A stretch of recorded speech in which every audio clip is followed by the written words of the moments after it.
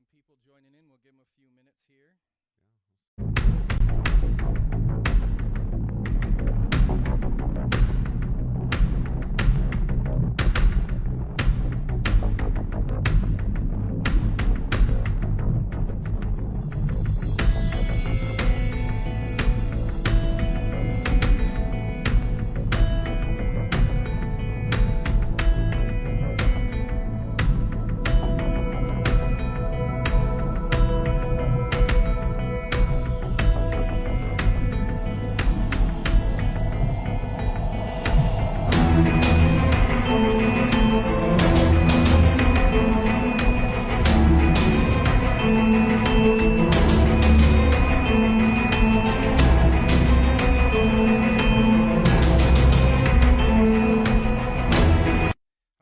Appreciate that.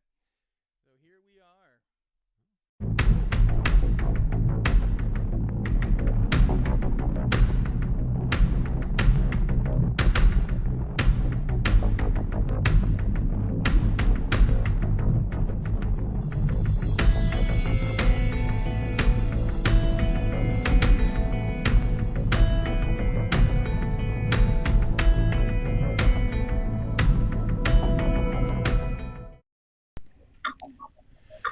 All right, welcome to the Michigan BMX Podcast Show, Friday Night Live edition, coming to you live from the Kebco BMX studio in the busy metropolis of Heartland, Michigan. Tonight is Friday Night Live. I'm your host, Justin Tompkins, longtime BMXer and lover of all things BMX. Sitting to my left, we have the wonderful, lovely Melissa taking care of us tonight. And hold on one second. I got some feedback in the background. But again, thanks for joining us. So next to me, Melissa, she's going to be handling all of our social media tonight. So you guys get in that chat and get your questions for Mike Carruth, the Truth. He is joining us via the Holly Power Sports live video chat tonight. We appreciate him for joining us this evening. We also have Paul Remington hunkered down over in his Terrify bunker that's over in the big bustling metropolis of Burton, Michigan. He's going to be hanging out with us this evening also. And all the way over on the west side of the state, none other than Charlie Salisbury is going to be on with us this evening too. And we appreciate everybody for joining us tonight. And again, we got Mike the Truth Carruth. So a little different format. If this is your first time joining us on a Friday night edition show, it's a little different. Kick back and we just kind of hang out here and we welcome a guest on. And without any further ado, Mike Carruth, hello. Hey guys, how's it going? Glad to be here. Man, I got to tell you, thank you so much for joining us this evening. We know you jumped on before with Charlie, and I got to tell you, thank you for your time. We really appreciate it over here, and we have an icon on our show. We've had legends, we've had movers and shakers, and we've got an icon coming to you this evening. So again, thank you for coming in and hanging out with us this evening. Hello. Hey guys, how's it going? Right on. Paul, mute your phone. I gotta tell you, thank you so much for joining us this evening. Give me 1 second, guys and gals. Again, I guess I'm gonna go here. Let me mute this guy right here. There we go. All right, sorry about that, you guys that are jumping in here. We are running, we're virtual, right? So we got everyone working from home, so to speak, and you know, they don't get a big paycheck. It happens. Yeah. So BMX podcast show without a little struggle. You're not broadcast. No, there you go, dear. Oh, you can't hear me. You couldn't hear Melissa. Hello. See how he does that, people? He does me dirty like that. Yes. Keeps me turned down.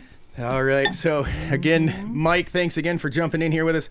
I want to say we are getting our chat room filled up over here. I'm looking over on Melissa's camera. There's quite a few people joining in. So we'll get this conversation kicked off. Mike, what is your BMX story? Well, so it spans a few different eras, or two eras in specific. My original BMX days started in 1979 in the Chicagoland area. Itasca BMX was my home track, was one of the, the biggest and best of the time, 100 moto local races, all the cars had to turn their headlights on the track to finish the race sometime. So definitely, it was definitely good times during a time when the Chicago area had 12 BMX tracks, and it's certainly not like that anymore. But so I stayed with the sport, both as a local racer, and then started writing stories for Super BMX magazine in 1981, and from there, continued as a freelancer contributor, and then started doing some freestyle stuff in 1984, 1985, and ran some freestyle competitions, some of the first in the area actually. And so then just through doing a zine that was called BMX Now back in '85, I got the attention of a guy who I'd known through just being on the infield shooting next to him, but not really known very well, but John Carr of BMX Plus magazine. And so when Harold Magruder, went to work at CW, it opened up a spot as associate editor for someone. And I got the call in July 1985. And hey, if you want the job, come on over. You have to be here within 2 weeks. The next deadline's coming up. And sure enough, I was out there and stayed with BMX Plus till 1988. And then did some advertising work, started a small advertising agency, had some clients like Redline and Tioga and a few others, Kuahara, and then kind of dipped out of BMX at that point and started a business that I ran for 15 years or so. And then in 2008, I got back into BMX through purchasing VintageBMX.com. Yes. Okay. Yep. And so that same year, so I was an avid member and poster on Vintage of that era. And the opportunity came for me to actually buy the website. And so I did. And that was March 12th of 2008. So just like, 12 years ago, or, a little bit more at this point. And then BMXnews.com came available. Kevin O'Brien, who worked at the NBL, had the website at that time, and he was moving on from BMX, moving back to Canada, and literally called me on a Sunday morning and said, hey, I'm driving back from Ohio to Canada. I'm in Rockford, Illinois, at a hotel, which was about an hour and a half from my house.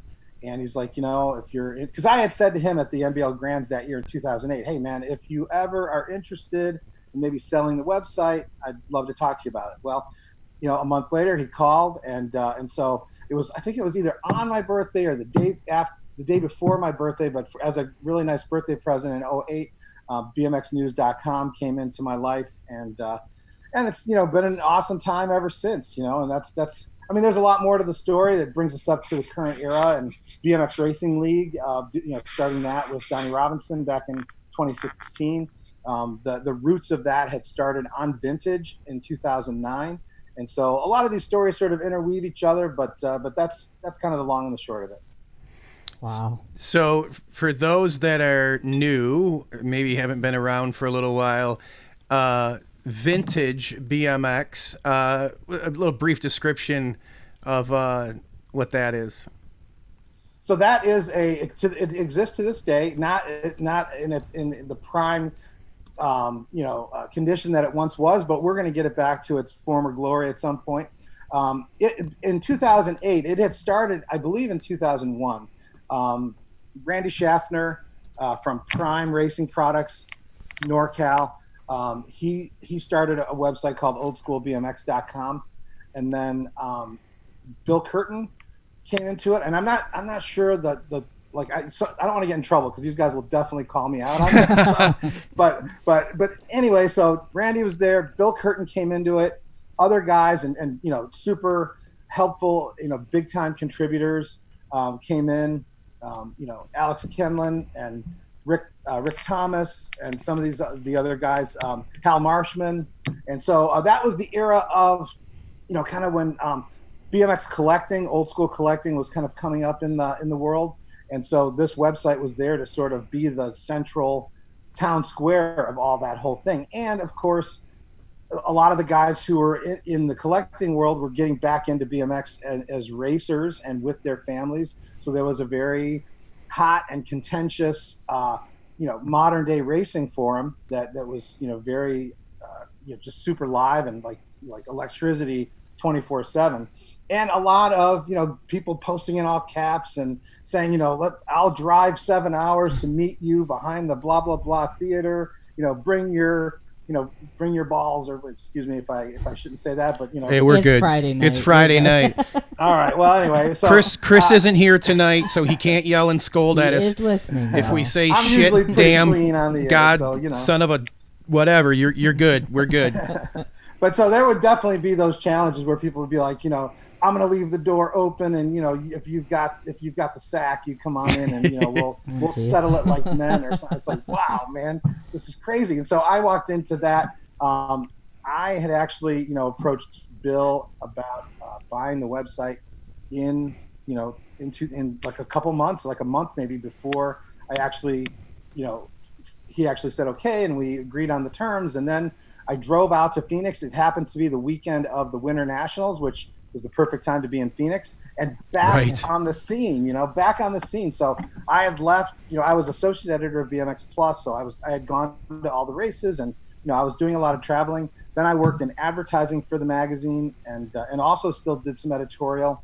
But what was so awesome about it, and this sticks with me to this day, is that day, of the Winter Nationals, I show up on Friday, or maybe it was Saturday, and so many people that I hadn't seen in 20 years it was just instantly like nothing had changed. Like everyone, Clayton John and B.A. Anderson and all, who I didn't really know B.A. too well in the early days, but I had some encounters with him in the midpoint, like because I did also start a website called bmx.net in 1997. And so I hit up a couple of races, the Winter Nationals being one of them then, and then South Park. But the industry, technology really wasn't quite there yet to have a website that would do what I wanted it to do, which is to post instantaneous race coverage. Digital cameras weren't quite there yet. So anyway, the whole thing about the Winter Nationals was so awesome because so many of the people that I hadn't seen in so many years were, like I said, it was just like turning a page. It just picked up right where it left off, and so that meant a lot, really, to be welcomed back like that from all the people who I knew in the old days. Wow. Did you yourself do any racing? Yeah, so I was never very good at it, but I did race from. It's all right. Most of us here, we're not really I feel that like good. that's a So requirement. I raced from 79 when I started, and then I raced up until on and off to like 85, 84, late 84, early 85. And then when I moved to California, all of a sudden I had all these test bikes, and we did bike tests, every week pretty much. So, I could get whatever bike I wanted at that time. Wow. And so I started Nice. racing. Yeah, it really was. Started racing again, and I raced Cruiser when Cruisers first came out a little bit, and actually made the main event at the Jag World Championships. I got last, but I still made the main there. I think it was 1980. I'm not sure. I'd have to look, but I think my mom still has the trophy somewhere. But so I raced Cruiser, and then when I came back in the California era, I raced 20-inch again. And there's actually some YouTube video up there of me racing 20-inch at like Farnham Raceway, which is in Ventura, California. That was my local track. Scott Town and myself were roomies back at the time, and so we'd go racing, and also at the Orange Y. And they had a full gate of pros on Wednesday night, back then. I mean, it was like Tommy Brackens and, Todd Slavic and all the big stars of that era, would come out and race for 100% payback on Wednesday night at Orange Y. That's awesome. Wow. And then I was still racing when I came back to Chicago. Unfortunately, I broke my elbow in the first turn at Walworth at Elkhorn, Walworth County BMX, Mm-hmm. and then it never came back. But I never say never, so who knows if I can get on a list somewhere to get a knee replacement and an elbow fix, I may be back someday. Mike, are you feeling awesome. up for a question already? Oh yeah, definitely. I kind of think this topic is going to be a bit of a hot spot tonight, but one of our local TOs, Dennis, is kind of wondering what your thoughts are and if USA BMX will try to fit the canceled or postponed national races back into the schedule, or are we looking at maybe grandfathering them into next year, depending on how the social distancing plays out? Any Well, thoughts? I think that they'll definitely try. I'm kind of halfway, sort of not committed yet, but working a little bit on a story about this because I today printed out the calendar pages for June, July, August, September, October, and just to see how it could even possibly fit. So I think that they're going to try and fit as many of them as they can, just on the calendar. That because we already do double national weekends, East and West, so there very possibly could be those. Where the calendar lines up and you could do the East and the West. And I think that would be the I don't know if it's going to be the easy thing to do, because once we come back from this, even assuming that we can come back, like in June or something like that, it's going to be hard to see that people are just going to have the money to go out and spend $1,000 a weekend on going to a national. Yeah, that's kind of been the subject we've been tossing around over the last couple of shows as to whether or not people are going to have money to be doing big travel trips like that. Yeah, no doubt. And I mean, even just speaking for myself, it's going to be really tough to make it to those races. But boy, I really, right now on the calendar, my prayers are focused on. I don't think we're going to make it for Atlanta. I hope we would. I'd love to see Margie and Shan Hatfield and all the people down there. They're so awesome. But I think they may be rescheduled to another date later in the calendar, which is cool. Sure. But Music City Nationals, boom, that would be nice. Yeah, we've got a couple of actually Charlie, who's listening in right now. I know that's one of his favorite areas to take his BMX family down to. So I guess all we can do is keep our fingers crossed. Yep, for sure. So it looks like we also have Chris Luna here that says he's hope you're doing well. Oh, What's up? Guy. Yeah, what's up, Chris? Good to hear from you, Chris. Thanks for joining. Back at you, my man, for sure. There's another big heavy hitter hanging out with us tonight in the podcast show. You bet. Good guy there. Yeah. So keep those questions coming, guys. Nick DeSanti, am I saying it right? Yeah, I think so. Yeah, he's saying hi. Nick, but hi back at you. I don't know. I think his nickname is not Skyway Nick anymore, but right. He will always be known as kind of thing. So he's that's good. referring Whenever to you can be known by a nickname for life. That's awesome. Well, he's referring to himself as Agent 09. Agent 09. Agent 09. Okay. Well, yeah. 09. I get it. Yes, sir. Back on that tip. So that's great. I mean, and that's cool to see 09 back in the game too. Yes. Kevin and Owen Shepman, those guys. Man, I mean, there's some great.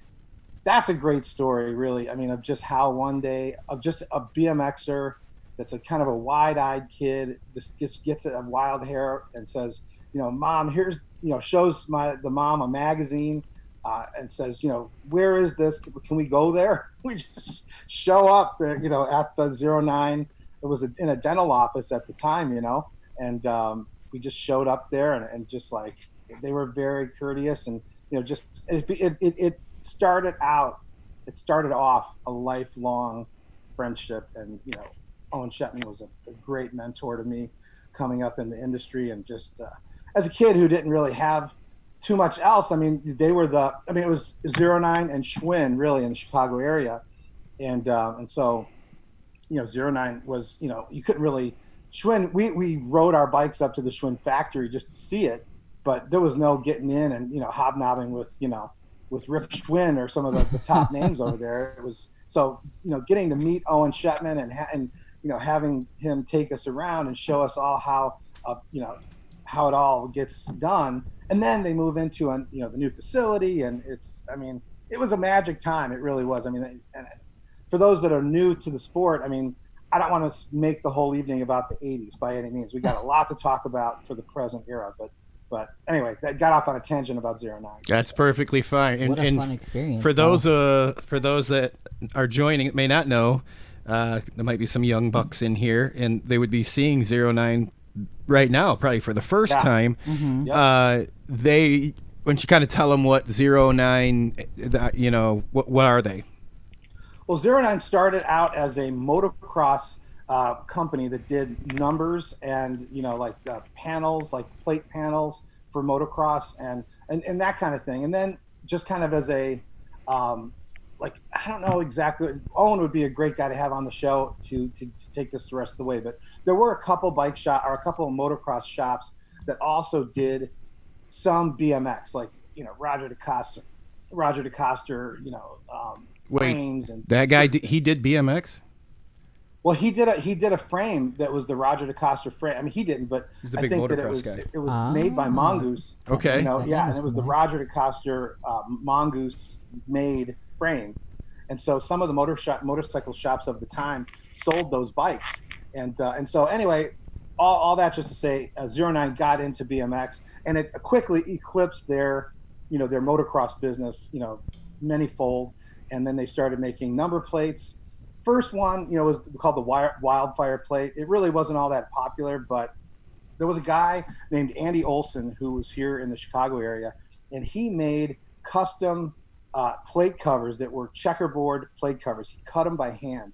And so in the era of Fast Times at Ridgemont High and checkerboard bands and stuff, to be able to have a checkerboard plate cover for this Wildfire plate, people totally loved it. And one of the first times that made its appearance was at the 1981 NBL Grands in St. Louis. And so it was then they came out with other products, other plates, then gloves, then Owen's mom and dad, I don't know if his dad was a dentist. I think he was, but the mom and dad, Lorraine and Harold, got into making pants. So the 09 pants of the 80s. I remember seeing this when I got involved in the late 90s. Yeah. Yeah. So the 09 pants of the 80s and 90s even, they were the most amazing product, and they were handmade. And they were cut, hand cut leather, logos that were on the thighs, and the thing was just top notch all the way. And so those were made by Lorraine and her crew.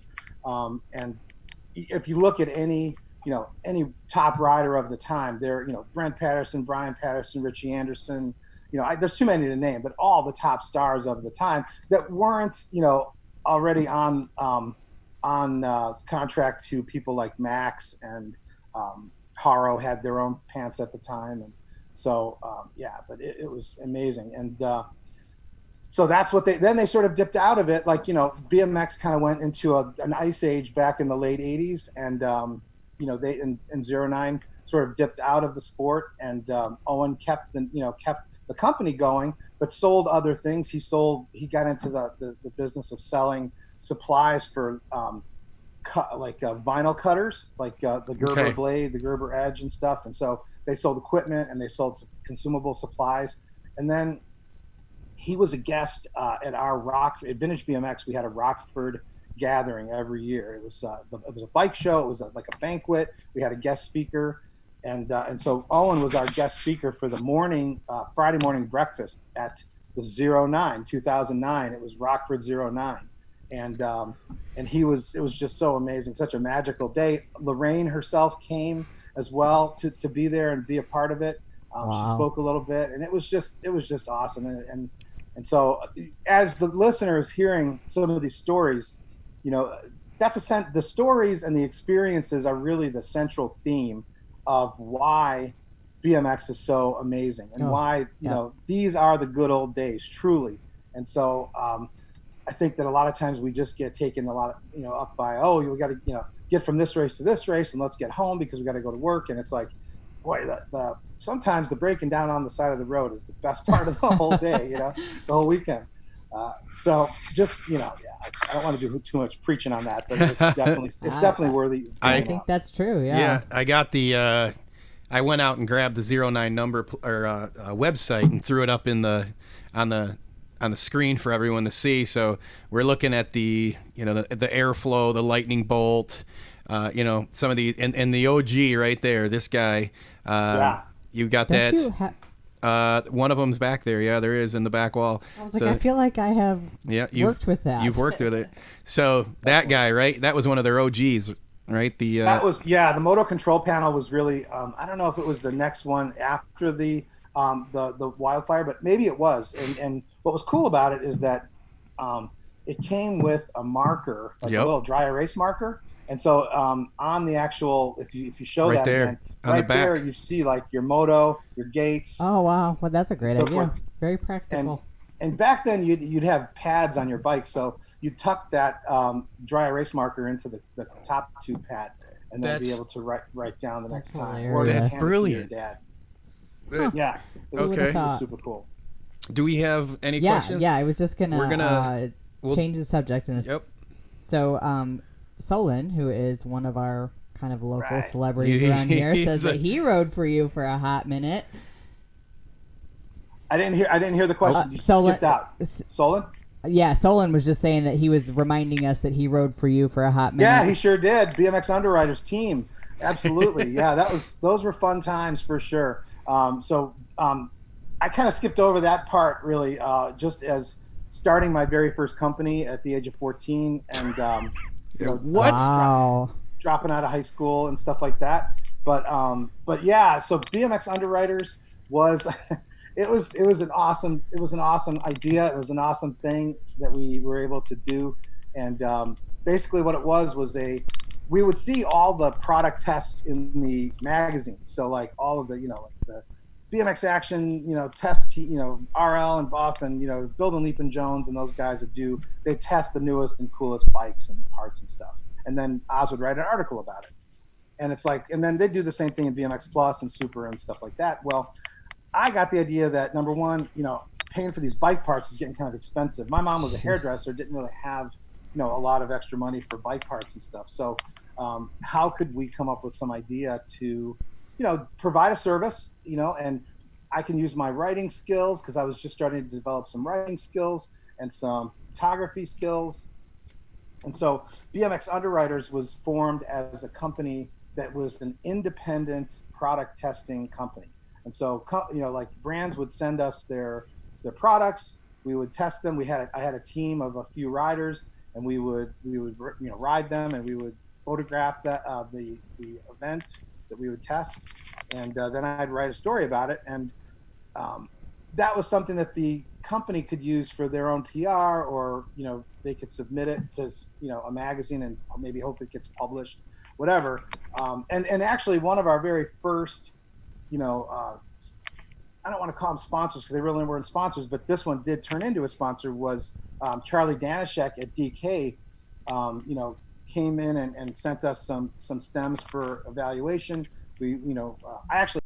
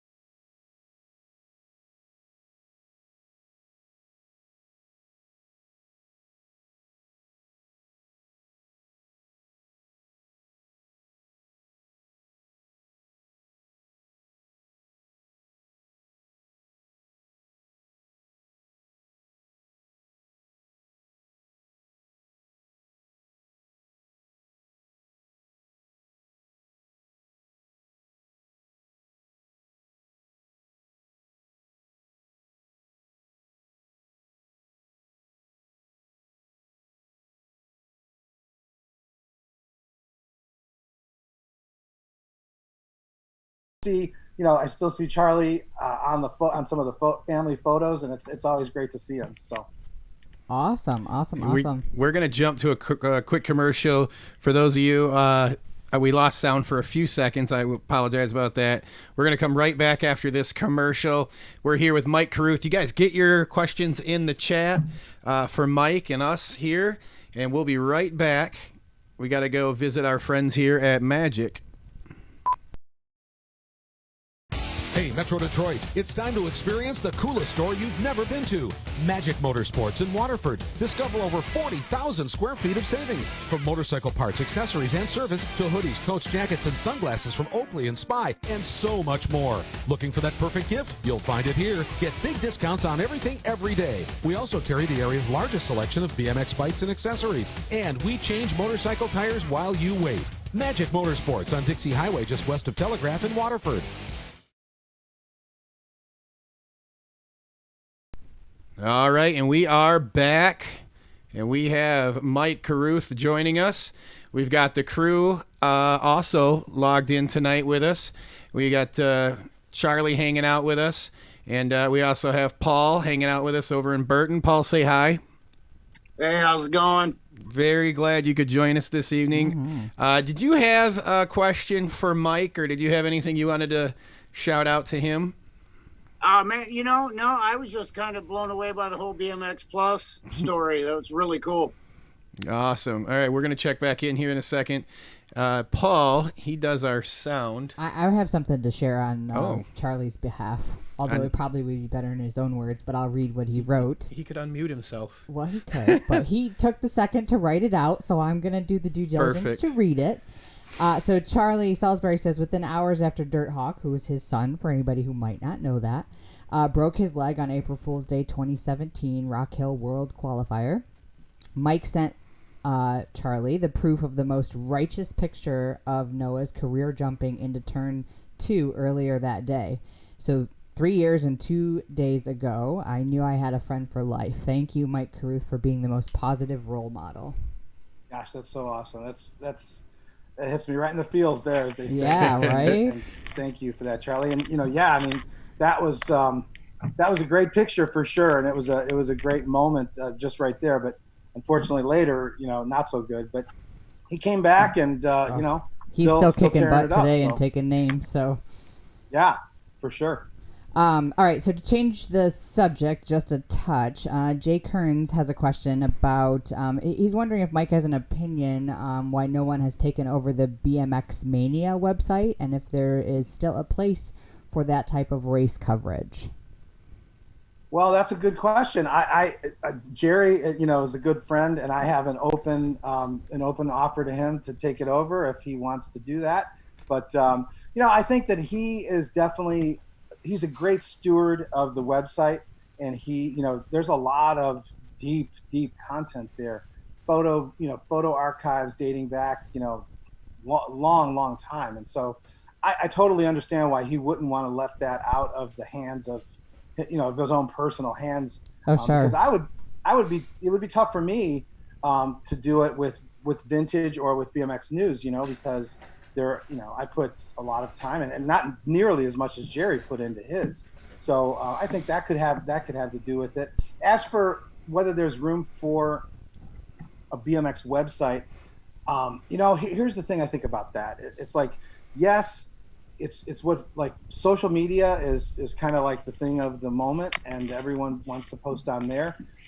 But as we're not really gonna, there's no, all that stuff is gone in like 48 hours. It's never to be seen again. You couldn't even find it if you wanted to in a lot of cases. Mm-hmm. So a website like BMX Mania or BMX News or Vintage, some of the others out there, it's like these are the archives. These are the sort of the lost, the tablets on the mountain for BMX racing. And so that's why I am very diligent about trying to keep up with writing original content and trying to keep, new things coming and new things flowing. And, I'll take this moment really to kind of put the word out and put the request out to anyone out there who's got some interest in writing and commenting, any kind of, becoming everyone's home. We've got unlimited ink, as I always say. So yeah. we'd love to have some contributors write some stories. I can't pay, unfortunately, because now it's just you offer the same incentive and payment that we do. structure that we have here too. 100%. 100%. That's all right. It's good. It's for the love of the sport. Absolutely. And I'm calling out Chuck Nagy. I'm going to call him out right now because Mike and I were talking a little earlier. He's the gentleman that has the zine, the heavy pedal zine. He's doing really, really good things with that, and I think it would be very easy for him to to help you out with that. So I'm going to call him out, and we'll get him tagged on here, and I'll get you in contact with him because he puts out some really good stuff. Oh yeah, 100%. Yeah, awesome. I mean, as I said, it's I'd love to be able to expand out and have some more contributors, and so yeah, come with it, please. Okay, so another little different direction, but one of our listeners is curious if you've ever done any announcing for any races, local or nationals. So that must be someone who's from Chicago area. Well, Michigan, but I bet Okay. Dennis is asking, but he's been around for a ride or two. Yeah. So yeah, I did announcing at Itasca BMX and many of the local tracks, in fact. And that was, just because I wasn't really great at racing. So, I knew that there was many times, in fact, that I wouldn't make the main. And so I just, I picked up the mic and started doing where you shine. some announcing. And, and I don't remember if I actually announced any nationals, maybe once. One of our another listener, Jeff, is thinking he remembered you maybe at Steel Wheels a few times, which would be in... Steel Wheels most in the current era. I announced one or two races just most like recently, like maybe one round of motos at Steel Wheels, and I do announce our BMX league. So that's kind of what my role is, the check-in guy at the table, and then I also do the scoring and stuff like that, and then I announce too when I'm not shooting photos on photo day. So, but also it's at South Shore BMX in Michigan City. I did a couple of guest announcing appearances when I think it was Hack Starbuck who was the main announcer there, and so I think rest in peace. I think he passed away recently. So, yeah, so it's awesome. I love it. I love the announcing side of things, and then of course announcing freestyle shows and stuff like that during that period of time. That's awesome, and it keeps you busy. Keep the questions coming in here. Love it. You guys are filling this up for us. We do got another one coming in. Hey, so Craig Michael, he's a big listener here. He's been around for a while in the BMX scene. He wants to know, does the Truth have any old vintage BMX bikes in his stable? And what is his holy grail of bikes? And also after that, Agent 09 says he's got to go. He's got to go make dinner. Peace out. All right. Yeah. Well, Craig, so I spent all my money on websites instead of bikes. So I didn't have any bikes that I actually had, like laying around either from the old days or that I acquired in the new era. But yes, there is definitely that one holy grail bike.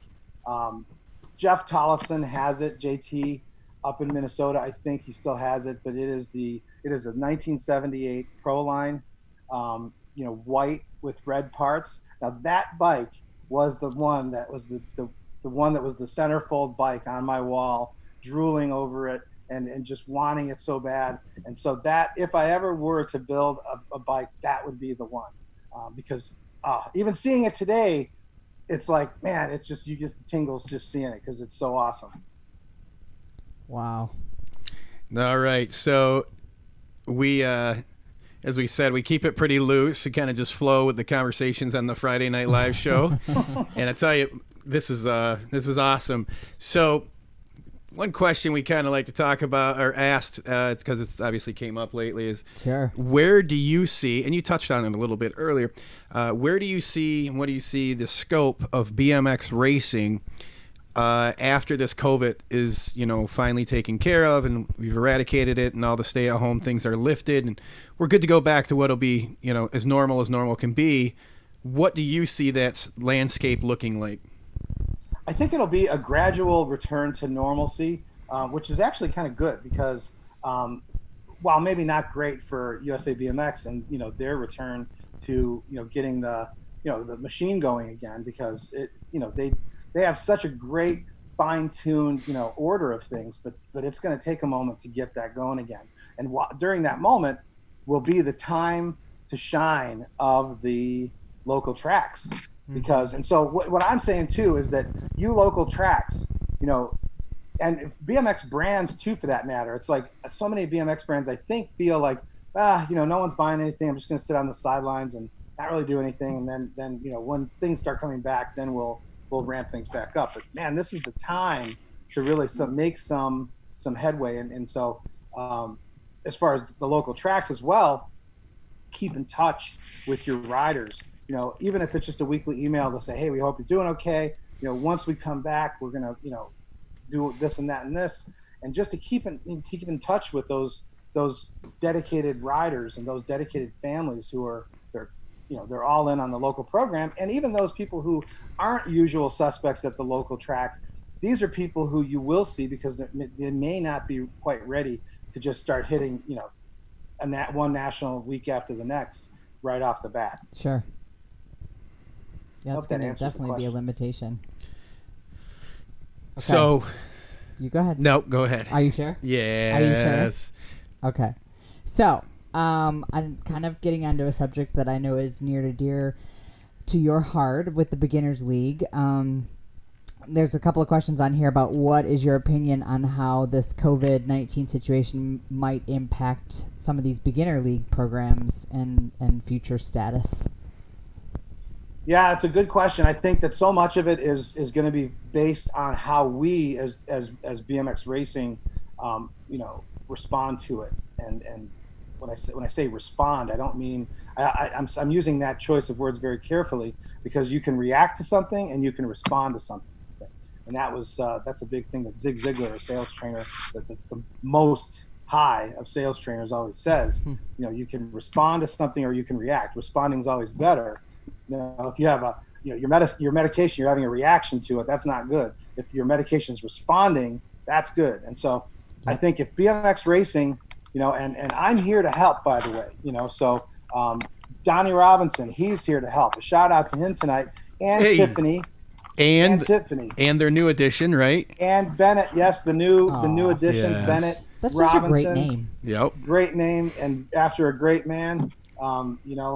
Obviously Donnie and Kyle Bennett were very close, and so what a fitting tribute to their friendship to have young Bennett named after him, and so anyway, just to say also that Donnie, myself, all the people that are involved in leagues are here to help try and get that on course and on point for the local tracks. USABMX is there too, for sure. They're going to have their hands pretty full. Not saying they can't handle it, but if they, if the local track needs some help from the bullpen, we're here for that too. Awesome.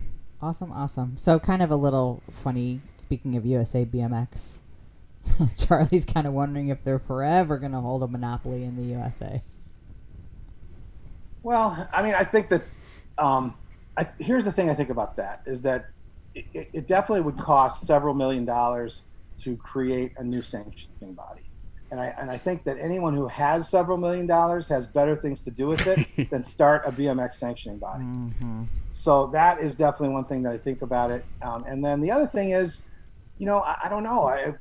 Right now I'm sitting here, I think USABMX does a pretty darn good job. I can't really point to a thing that says, man, if someone else did it this other way, it would be way better, because all of the times when I've heard someone say, "Oh, I'm going to start a new sanctioning," the first thing they always say universally is, "We're going to do a big ass series for the pros." And it's like, man, just light that money on fire. I mean, it's just there's no future in it, and so it's like, and so BMXers would come at a new sanction from a BMX point of view, and that is the worst possible thing they could do. So save your money, put it into, whatever. I mean, philately, be a stamp collector, but don't put it into a new sanction for your own benefit, so for your own sake. This is coming from myself. No one in the chat. Do you see the pro class lasting after the COVID, and even minus the COVID scare, with the, the kind of the dwindling numbers and the focus being more outward on the chasing the Olympics, how do you see the pro class here in the United States coming out of this? The COVID scare could have probably been the best friend the pro class has. Oh. Because if you look at the trend, if you look at how things were trending before this all started breaking out, it was like, you had a really, really anemic like turnout in Phoenix. You had like a little bit better turnout in Florida, and then like a kind of decent but not really great turnout in Houston. And it's like, wow, now that they had some time to put like a break in the action, and then the Olympics getting postponed may help a little bit too. But I think that it's really up to the pros, and so right now we're at a very kind of a strange point, because we have a generation of pros who are about to step off the stage. Mm-hmm. We have a few new generation pros who are about to step on the stage, but there's not a lot of them really, so it's not like we have this giant incoming class of riders who are ready to just take it by the horns and run with it.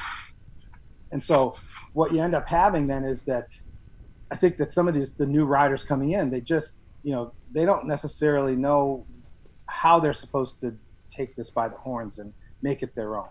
And so that's going to take some training. It's going to take some coaching. And the thing that's really great about BMXers is that they're used to being coached.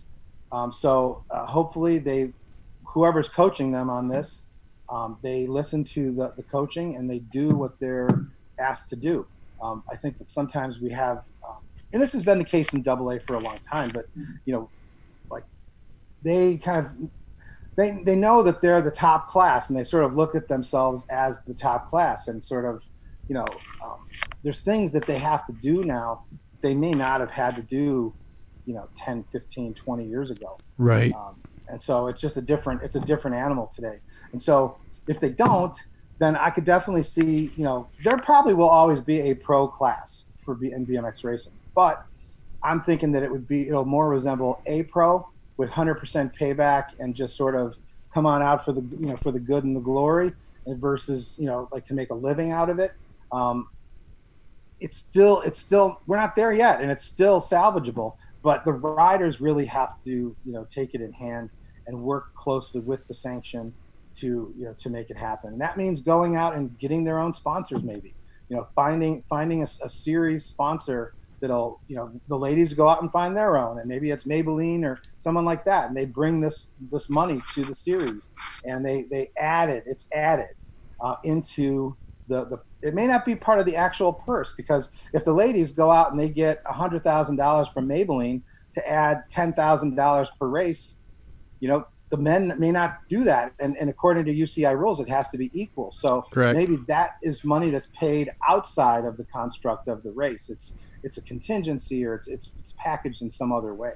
But it just needs to be more exciting. And the thing, if anyone's read some of my social media rants, you know that I'm definitely not a fan of how the pros have allowed their class to be sort of like diminished, and by that I mean the Friday Saturday racing, that is a killer. It's not killer, it is a killer.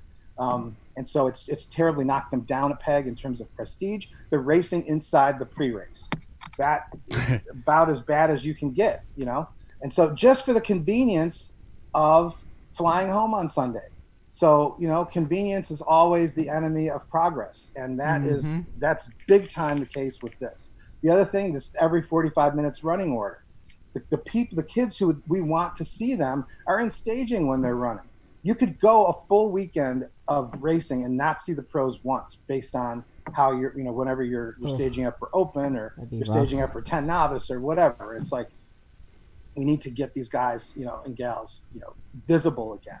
And without that visibility, then no one knows. It's like one of those things where, if a tree falls in the forest, no one's there to hear it. So it's like that. And it's kind of like where we're at with the pro class right now. And then finally, who is the top pro? No one knows because no one runs the number one anymore. And Yeah, it's like, what's you know, or a red plate? I don't. You don't got a copy, but doesn't it work pretty good in motocross and supercross? Like, you look for the red plate. That's the number one guy or gal.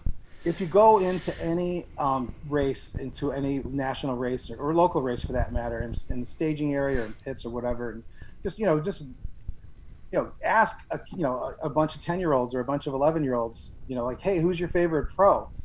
First of all, most of them won't have a favorite pro. They just don't have that.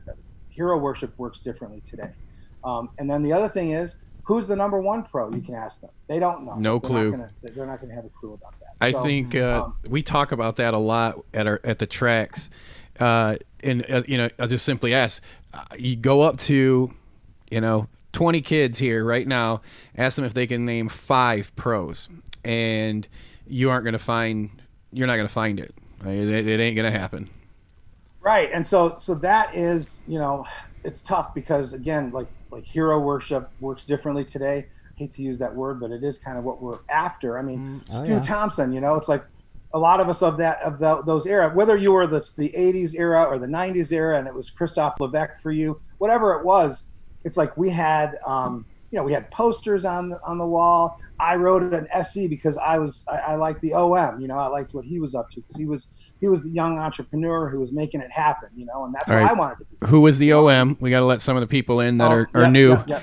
So the OM was Scott Breithaupt, rest in peace, brother. And he was, one of, if not the, guy who invented the sport of BMX racing as a construct. So like, not only like, there were races before Scott ran his first race, but Scott's first race at the Bums track in Long Beach, California, he took his trophies that he earned in motocross and he offered them up as a prize for racers. And he had a purpose-built track.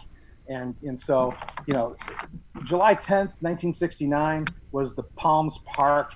That is like, the BMX history timeline date of the founding of the sport. Scott's Bums track would come back a little bit later, but nonetheless, he was, one of the most early pioneers. So, he founded SE Racing, which you probably heard of, and, lots of other things. And so, wonderful guy. And he passed away, I'm sorry to say, and we miss him terribly. Yeah. We are going to grab a commercial break. Love the questions coming in. You guys are keeping them flying in. This is probably the most activity we've had. So I think it's pretty awesome. Really enjoying the conversation here. When we come back, we have a special guest that'll be joining us. So you guys don't go anywhere. And we're going to come right back. We are going to go visit our friends here at Truth BMX. Eric, if you're in the chat, say hi, man.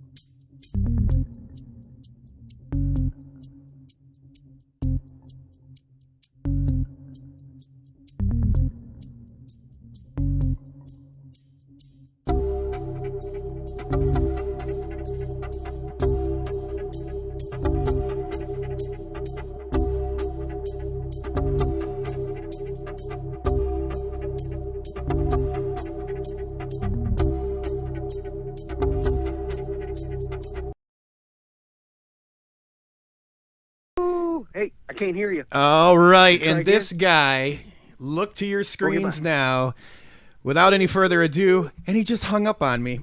He said he couldn't hear you. I know, he was, I told him I was going to mute him for a second so I could build up his intro. He hung up on me. That's Bobby. That's Bobby Motomag. What else are you going to do? He's running his show. He is. That's what he is. All right, let's get him back on here. We got any live bodies? You are there. All right. Oh, wait a sec. No, you're good. You're on now, my friend. You even got a fancy little thing with the picture on the screen for you. You are here. Can you hear us? There once was a from then. Hello. Hey, can you hear us? I don't think. Not yet. He can't yet. Okay, hang on 1 second, Bobby. All right. All Yeah, right. brother. Can anyone else? Yeah. hear I him? know that shit ain't easy. They can hear him. Can you guys hear Bobby in the chat? Let me know. Hang on. Okay, well, we're working on that, and I'll swing another question towards Mike here. So Jay was kind of wondering if you ever thought there'd be a track again in the Chicago area, and if so, would there then be interest from USA BMX to holding a national in the city? Boy, that is a great question. It's one that really gets me stoked because the thing is, we have not had. We're a big city, 3-point-something million people. Oh, yeah. Just in the city limits, and we have not had a BMX race in the city limits since 1979. It was the great race at the International Amphitheater. It was indoor on concrete with wooden jumps, and so that was the last time we had a race in the city limits of Chicago. Now, fast forward to the current day, we've got millions of, let's say Bobby, can you hear tens us? of thousands, 100,000, however many. We got a lot of kids in this city who need something constructive to do instead of gangs and getting in trouble. And so we would love to have Have a the show couple on. of tracks in Chicagoland. We do have something called Big Marsh, It's which all is good. it's a bike park, and it's a wonderful place to ride. And they're building a pump track, which Oh, nice. again, we can talk about my views on that. That's right. If you got to go which back are on, I mostly- can wait. All right.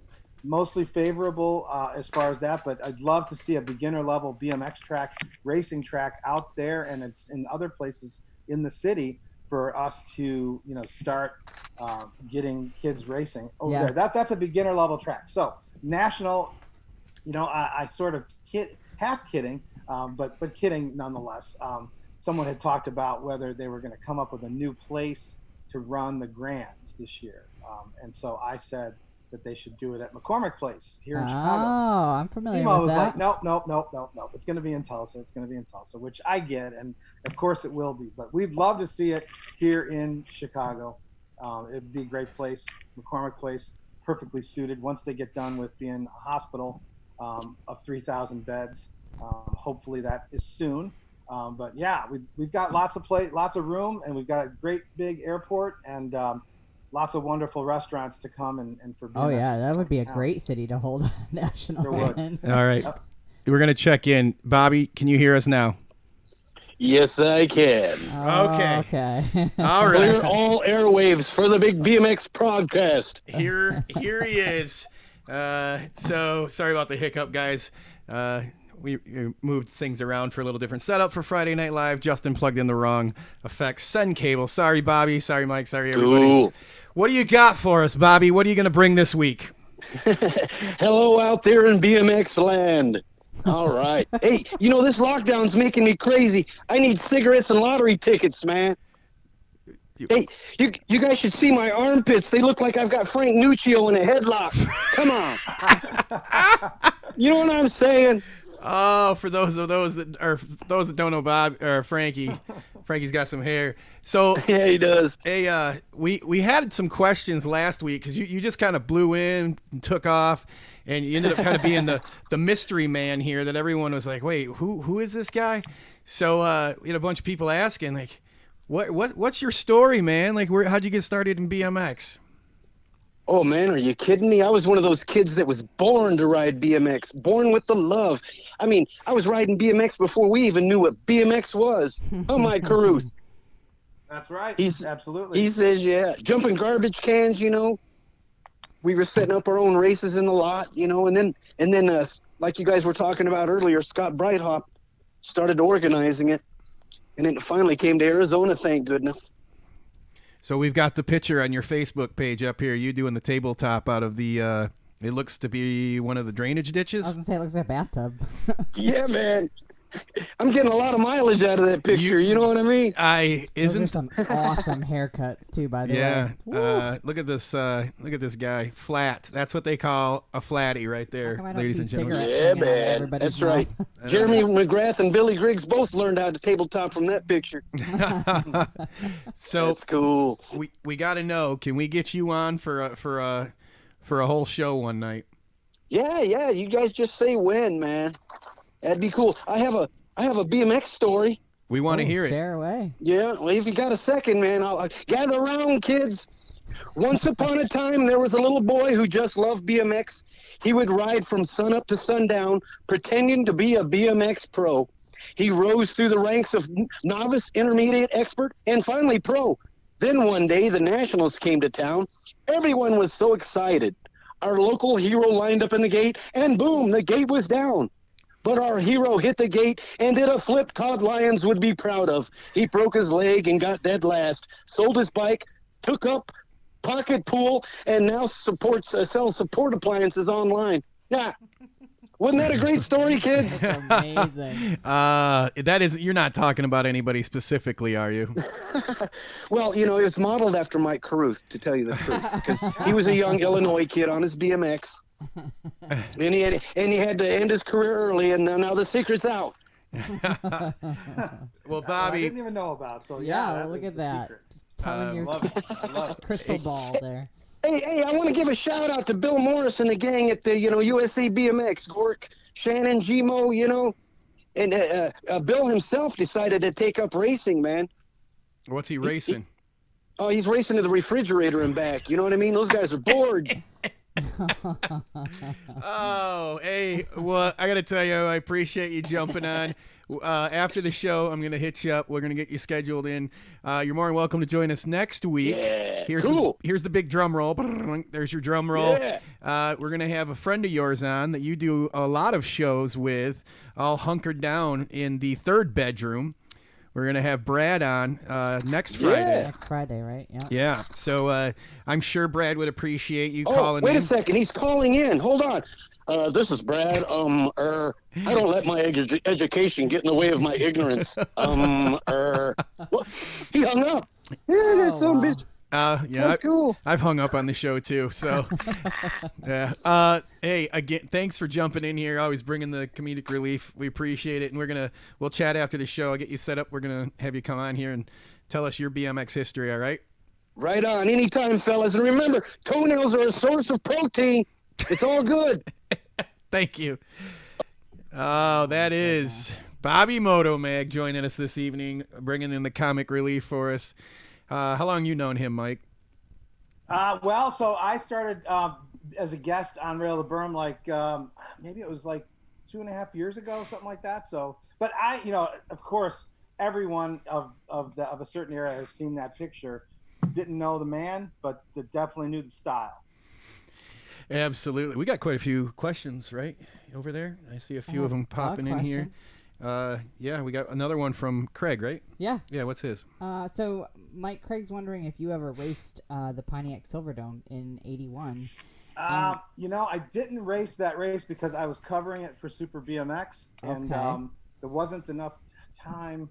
I don't think I raced that one. I was definitely there, and I covered the race and did the photos and stuff. And that was actually, just kind of rolling back to 09, that was their first kind of coming out party as a brand. They had a booth set up. They had, they were giving product away like crazy. Everyone, had these long sleeve 09 t-shirts on. And they had a demolition derby.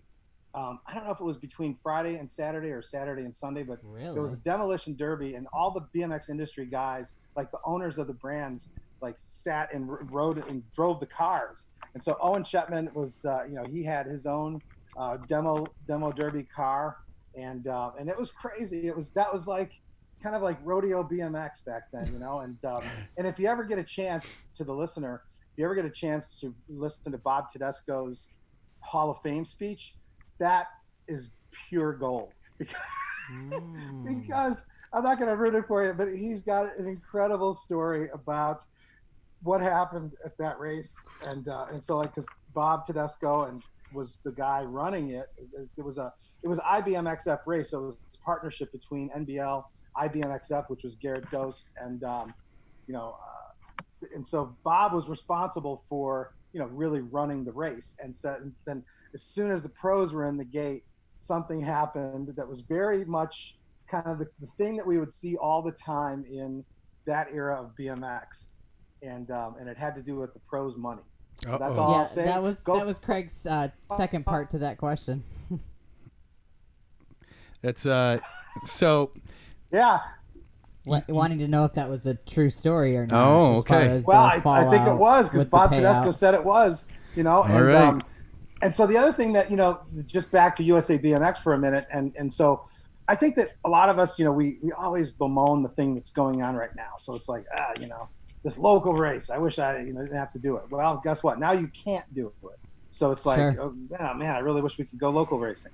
So it's kind of like that, where it's like, there was a time when the pros' money would be a question mark. Like a lot of the pros, when they went to the bank on Monday morning, would find out that there wasn't enough money to cover the check that they won the day before. Oh my God. Wow. The checks would bounce, and so not from the ABA, but from these other promoters out there, right? Because there were times where it wasn't ABA, it wasn't NBL, it was just a promoter, and he would put up this giant purse, and everyone would come in, and a lot of time, and then after that, it came to a point where they would actually have cash. So the pro, like whoever won it, Stewart or Greg Hill or someone, would fan out $5,000, $10,000 in cash money, and so, but there was a time when those checks were like a big question mark, and they would often bounce. And so today, we don't have that. Obviously, USA BMX, rock solid. They're not bouncing paychecks on the pros. And so that's definitely something that we can be thankful for. And just the level of professionalism that they bring to it. And I'm not kissing butt here. I mean, even the most ardent hater out there would have to agree that the way that they conduct business and the way that they do it, I mean, there's always going to be some sort of objection from someone somewhere. But by and large, I mean, it's wired tight. Yeah, I agree. There's always, you're going to find something wrong here or there, but as a whole, so first off, I want to let people know that Bob Tedesco, he ran NBL many, many years, and NBL was acquired by ABA, and now we have USA BMX for those of you that are new, just getting in the sport. So I don't even remember what there was an NBL. So yeah, good that you're it was that. Man. So as an East Coast guy, I was always accustomed to the NBL, and that was kind of home for me. But I will say my first experience seeing, I haven't had a chance, and this Corona thing better pass, so I can get to this USA BMX Grands.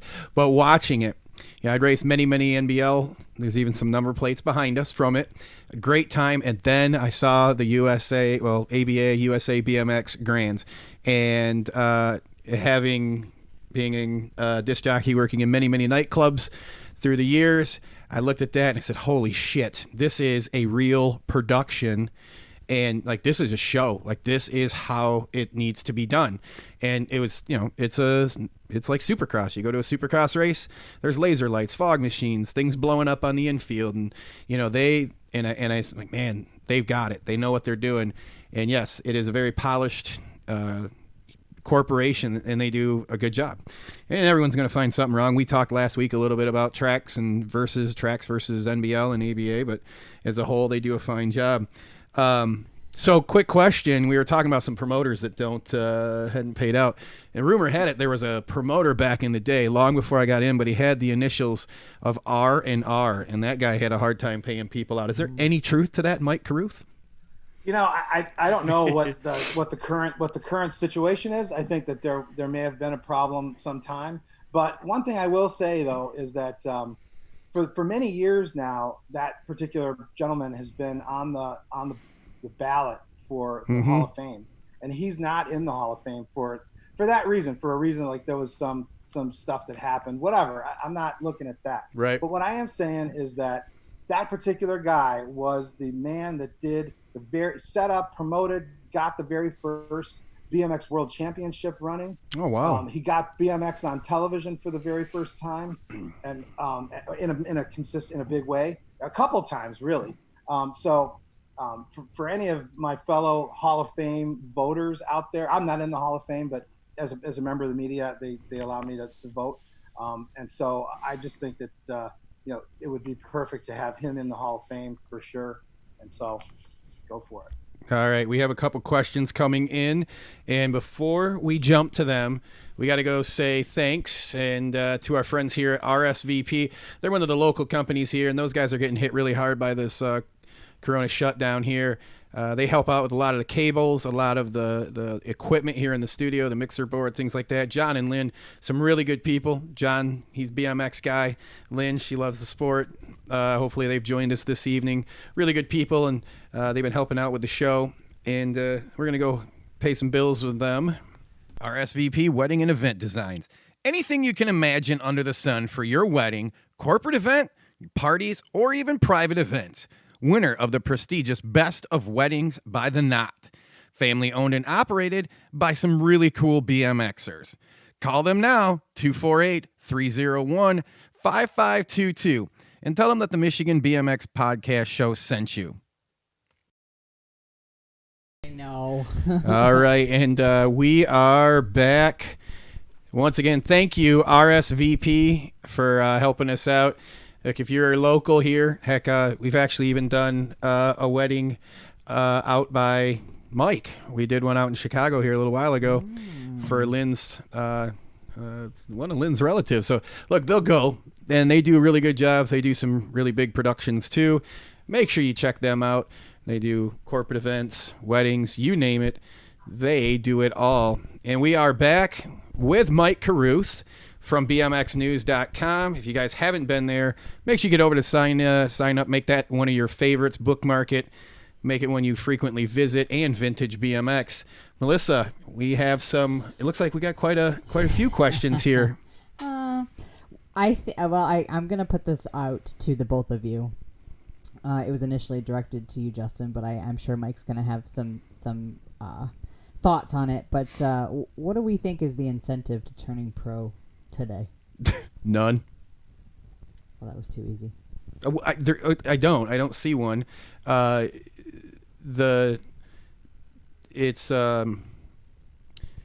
pay's terrible, and right now it's on the athlete themselves to basically do all the promoting, to do all the the Instagramming and everything to get their name out there, and and train and ride. Definitely here in the States, I really couldn't see a big one. You've got a 1% in the BMX right now in not Michigan, in the United States that's making it happen, right? And that's like the Corbin Shiraz, the Connor Fields. Those guys make it happen, but most of their money is not coming from BMX racing. It's coming from other speaking engagements, some sort of other endorsement, and I don't see it really right now. Well, that's probably in every sport, though, right? Well, a little bit, but you figure, okay, if I'm just an average bench player in the Major League Baseball, that's anywhere from $500,000 to $750,000 a year. Well, okay, yeah. So starting is. If you want to live in your mom and dad's basement, and be a pro, that's great, man. You still probably get to travel, but not having the international model here like we do for the Olympics, the funding just isn't there for these guys and gals. I think it's probably those two and Elise that are doing good. I'm sure there's a few that are got somewhat of a comfortable, but do you feel like BMX being in the Olympics has had a good impact? No, none. It's been dog shit, and that's what I think. Like, without a doubt, it's dog shit. It's not even racing you can go to see at a local track. You show up and it's this big, huge production, which that's cool. But who the hell's going to launch their 7-year-old down a 30-foot starting hill? Yeah. No one. And it's unrealistic. And look how fast some of these kids wipe out in that. Like, I was talking to the one dude, the band, Mike, you're going to have to help me out here. He raced Supercross. He was pro guy. He's out in California. He makes banners and pop-up tents now and stuff. One crash, he's out. He still ain't right. So the risk to reward, I can't see it. Shoot, you'd be better off just to find a flipping like trainer job and be a real fast local pro and be a trainer at some 24-hour fitness gym. Makes sense. Mike, any thoughts? Yeah, I have a lot of thoughts on Bring it, Mike. on that particular question. I do. And the one thing I want to start by saying is that based on my criticism earlier, I think that it's easy for the listener to draw the conclusion that I'm against the pros or I hate pros. I don't think they're worth anything, and that nothing could be further from the truth. Pro BMXers, they were absolutely the people that we looked up to. We idolized the gods. Greg Hill with the "You Lose," license plate on the Porsche, and all those kinds of things. And then to be able to know those guys later, as a member of the industry or whatever, it was a huge thing. And so the motivation for them to become pros today, it may be different than it was 10, 20 years ago. It's not the big money for sure. So if you're thinking that you're going to join the ranks of the pros and the first AA syndrome, I call it, the first thing that they do whenever someone turns pro, man or woman, the first thing they do is that they take their number plate off their bike for practice, and they show up in practice without their uniform on. That's the very first thing that they always do. And it couldn't be a worse time to do that. But they feel that, oh, I'm free now. I'm a pro. I can run my own show, call my own shots. And it's like, no, you need to now step up your game, not step down the game. And so what I'm saying about that is that the motivation may not be money. And so, whenever you're a professional at something, of course, there's a financial aspect to it.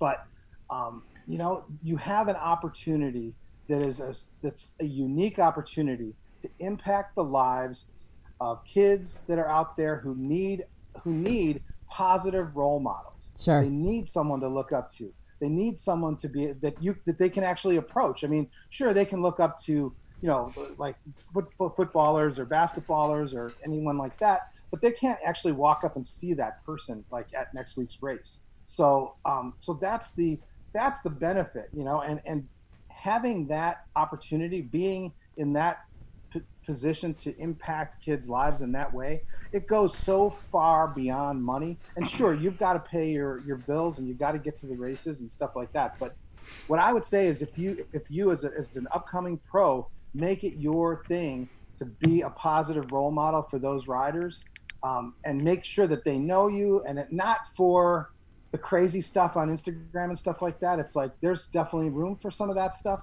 but I think that there's parents out there who would probably want their kid to choose a more positive role, more positive role model. So definitely. Not singling out any one rider by any means. We've got a lot of great athletes, incredible talent on a bike, and well-spoken, and so, but maybe they just don't look like the person that you would want to hang out with. But, delay your judgment on that, as I'm talking to the audience now, not the riders, but I mean, delay your judgment on it, because, you're going to have people all the time that, throughout life that, aren't they're you won't want to judge that book by the cover, because they're genuinely good people. So we've got in BMX, that's the thing that we've got going for us more than any other sport out there, is that we've got great people. We've got role model athletes that are dedicated and that work super hard, and they are people that you'd want your kids to be like, kind of. So that's really that should be at least the new focus. Not like, oh, I'm going to go and make ballers money, but if you do it right, it could be there. It's just that it's just not going to come to you, though. You're not going to be able to sit in the rental car with the air conditioning on and just sort of like go up when it's time to go up again. Those days are over. Yeah, you got to put in the work.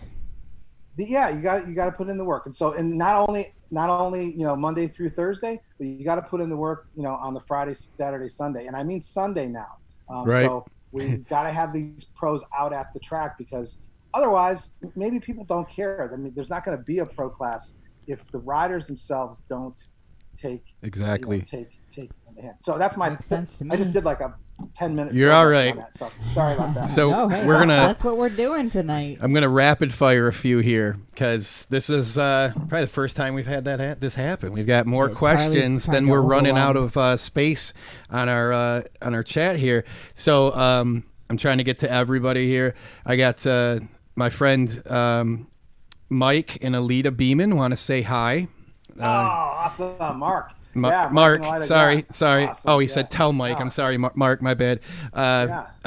Mark, Miss you guys out there for sure.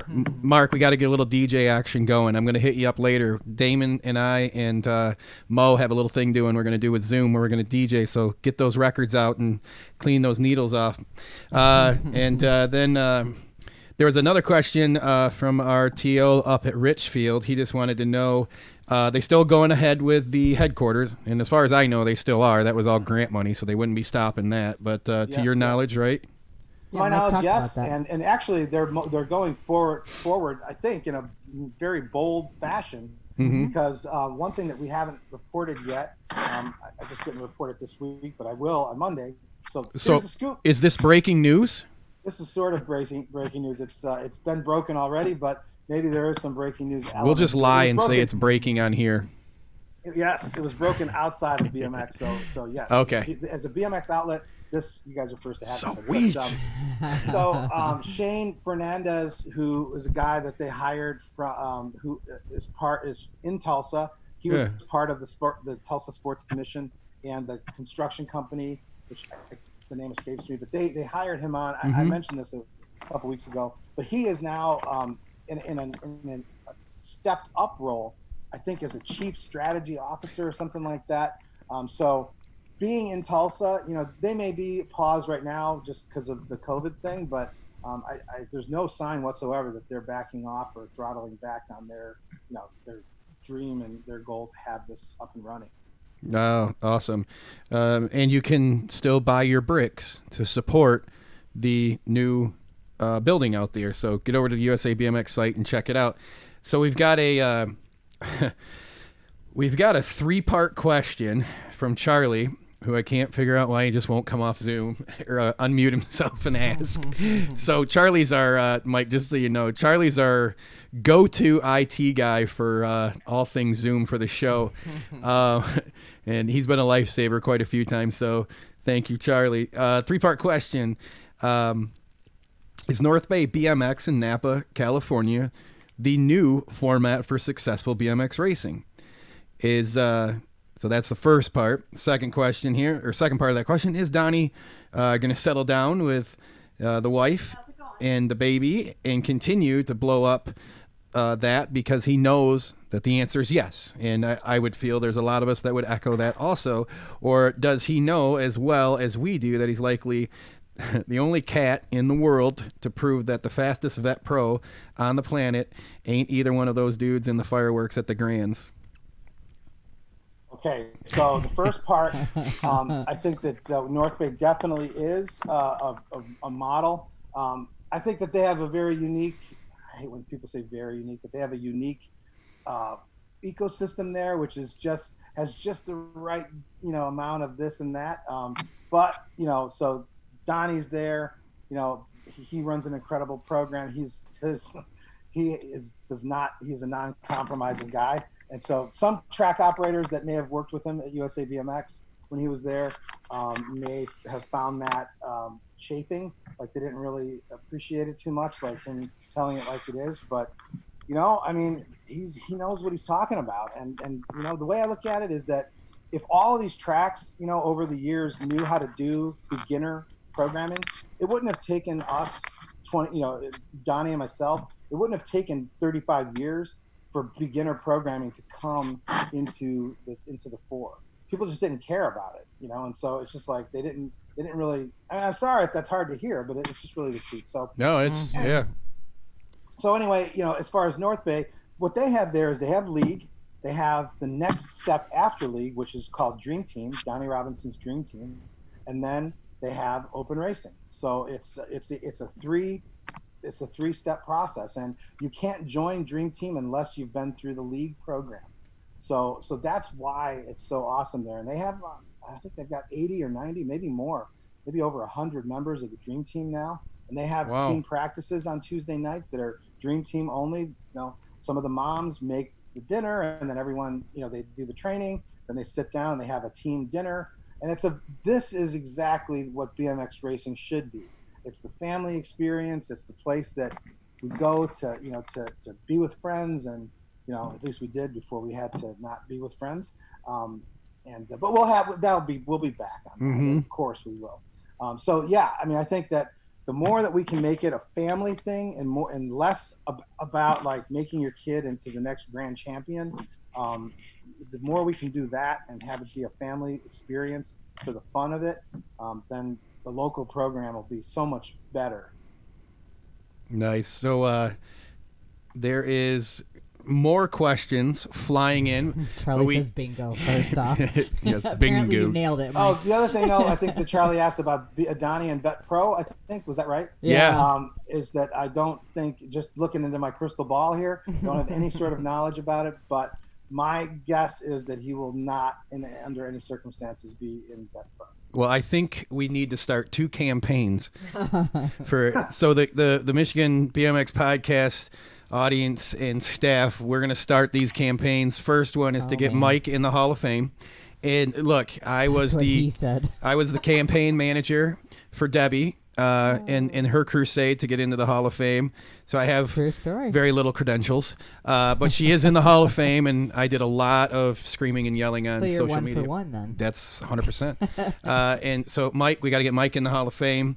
And the second one is to get Donnie in the Vet Pro, and so we can see who's going to be the fastest TO there. Well, probably a better chance of getting Donnie in Vet Pro than getting me in the Hall of Fame. But nonetheless, I mean, I think that I'd love to see Donnie out there, of course. I mean, you know, I love the guy. I'd love to see him out there mixing it up, but I just don't think he's a little busy at the moment. Well, yeah, he definitely is. I'd love to hear Mike's Hall of Fame speech. All right, so we're going to take a commercial break from the good people at Kebco BMX. As you see, it is plastered all over the studio, and so they are the company that is the main sponsor of the show. So if you get a chance, head on over to KebcoBMX.com, pick up your T-shirt, your hoodie, you know, the beanies. We still got them. We got baseball hats on the way. Get over there. Everything you buy over there supports this right here, along with their BMX team. So we're going to check out the Kebco commercial, and we will be right back. Hey, now that I've got your attention, I want you to look at some cool stuff that Kebco BMX has to offer for you. Just check these out. Some rad T-shirts. If that's not your game, we've got plenty of hoodies to offer you. Make sure to get those hoodies. Want to keep your ears warm in these cold months? We've got hats, we've got beanies.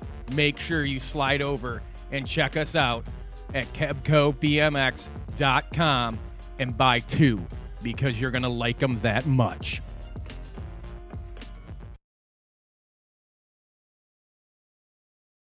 All right, we want to say thank you to the group at Kebco, and most of our viewers know that's myself and Jake and this young lady here and Jake's wife and everyone that's part of that team and everyone that helps us out. We really, really appreciate it.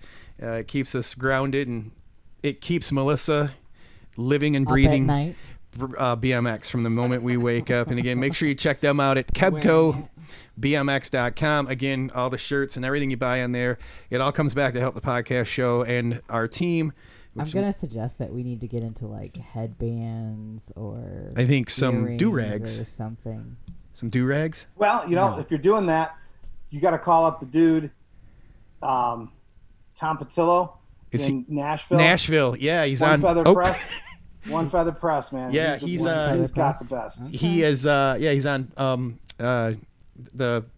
Oh, I just drew a blank. This is terrible. He was the show? The Music City podcast show with. Yup. Hang on, his name's almost here. Somebody in the chat. Thank you, Rob. Good Lord. I just drew a Hey, Charlie finally came off mute for that. And also, can we all just give Colin a happy birthday on the count of 3? And you in the chat, on the count of 3, just type it in on the count of 3. 1, 2, 3. Happy birthday, Colin. Yeah. Good guy. So do we got a couple more questions? Yeah. So thank you. Kind of going back into what BMX is going to look like when this is all over. Dennis, who's one of the TOs at our local track out here, is kind of wondering what your thoughts are, what your advice might be on the best way to pull new riders into the sport, whether it's TV commercials or more social media, maybe things at local theaters. Any thoughts or opinions on that? Yeah, a lot. And, just the fact that, like, Facebook ads have been the most successful for us for league. Okay. But the real thing, I think, after coming out of this, that people are going to want is a cheap night out. So if you're not gonna try and sign them up for league, which I would strongly recommend, if you're not doing that, then you could come up with something that is easy and cheap and doesn't quite go after the wallet with full fangs right off the bat, but just something that people can do, barbecue, or just make it a family event, and also promote the fact that your facility, I know out there, especially at Richland, I mean, it's is it Richfield, right? That's Dennis runs Richfield, Yep. and then Yogi. Yep. Oh. Yep. Well, I would have referred to him as that had I known. No, that's all right. No, that's my fault, not yours. Yes. So, but it's a very spread out place there, and so I think one of the things about the BMX track that many other sports won't have on us, and we need to promote, is the family atmosphere and the fact that people can spread out and just social distancing's not going away. It's not. You're 100% It's gonna take correct. a while, so we can use that as a marketing tool to say, hey, we got lots of space out here. You can set up your easy up or whatever, however you want to do it. That's a good angle. Yeah, it is. And so there's that, and then a couple of other things that are just more in the community. One of the things you're going to see a lot of is the local media is going to be thirsting for stories about the comeback. Oh, that's another really good what point. a great point. I never even thought about that. So start planting those seeds today. At least getting the contacts and just saying, hey, we want you to know that we're coming back. Maybe not this week, but I mean, sure. When you start to see the glimmer of hope, it's like, we're coming back. The BMX track's been here for, sometimes 20, 30, 40 years, and people don't even know about it. So it's like, we've been here for 25, 30 years, and, we're coming back, and this is the kind of place that's a family atmosphere, plenty of room to spread out. So let's do a story, or let's welcome you out to the track one morning. Anything that can be used as a way. But I don't think spending a lot of money on TV commercials or those kinds of things. I think movie theaters are going to take a while to come back. Yeah. So I think that it's more money too. People aren't going to be too stoked to be cooped up in a dark hall for a couple hours. That's an excellent point. And we had Mr. Chris Luna. He said open houses, and I think that's also, and he also echoed your statement on local media, and I think the open houses are huge too. As it gets to your point, hey, this isn't going to be expensive, and you can come check it out. And I'm pleading with Chris to call in right now, so I'm going to put the pressure even out here over the show. All right, Chris, that's my number. We're gonna see if we can get Chris to call in here and have him pick his brain. He's big time BMX guy in the behind the scenes. So Yogi said, great answers, Mike. Always good to have some foresight of those that have been involved longer than he has. Well, I mean, thanks for saying that, but I mean, he's been involved for a long time as a track operator and a rider, like a in the mix rider who's like, I get photos of him up front, and he can change his own brakes. So from what I've seen, rebuild an engine from transmission. Right. There you go. Everything. And this is Dennis's day. So I was up at Richfield for the last about 3.5 years, and this guy, he works like a second shift, so he gets out of work about 7 a.m., comes out, and come out to the track, check things out on his way home, work on the track for a couple hours, go home, take about a 3 to 4 hour power nap, then go out and pull a transmission out of a car, and then do some work around the house, go hit some laps at the track, and then go to work. I don't know how he does it. He's 67 years old. Oh, and I'm sure he's going to appreciate that, too. I wouldn't care. He's still ripped. Yeah. The dude has the biggest triceps in BMX from raking so much. It's nuts. And I'll tell you, that gentleman right there is a huge role model. And we're blessed to have him in the state at the capacity he is and doing all he does. He drove up to... So last year he works on Richfield all week long. And, this is the kind of heart he has, and that's why he fits in really well with the Michigan scene here, is he goes at, and not only does he help with, Richfield from sun up to sundown, he drove up to Can-Am to help out the Can-Am track, get the track ready for their race too. So Yogi, you're a treasure. We appreciate it. We still got some more questions we're going to get to, but I have on the line with us. Can you hear us now? I can. Chris. Hi, Chris. What's up, guys? How's it going? Good. Mike, can you hear Chris? I'm clear. Yeah. I'm Awesome. clear. What's up, Chris? What's up, buddy? Miss you, man. Same here, buddy. So hopefully we'll be seeing you soon. Yeah. Hopefully. So, Chris, it's really a pleasure to have you join us tonight on the Michigan Podcast Show, the Michigan BMX Podcast Show. I've been following you for a while. I've met you a few times at the races, saw you there. I was probably too chicken shit to say anything. So welcome in. You are a wealth of BMX knowledge, and I know you were chiming in here. Was there anything else you could think of, Mike and I had maybe touched on, that could bring in, something to what Dennis had asked, about the tracks, what they could be doing to, do some better marketing? It's something, with what we're going through now. We've I posted on there as well. We've obviously had some downtime right now, and we're coming up with a lot of ideas. Cody Wilson, that heads up our track department, is just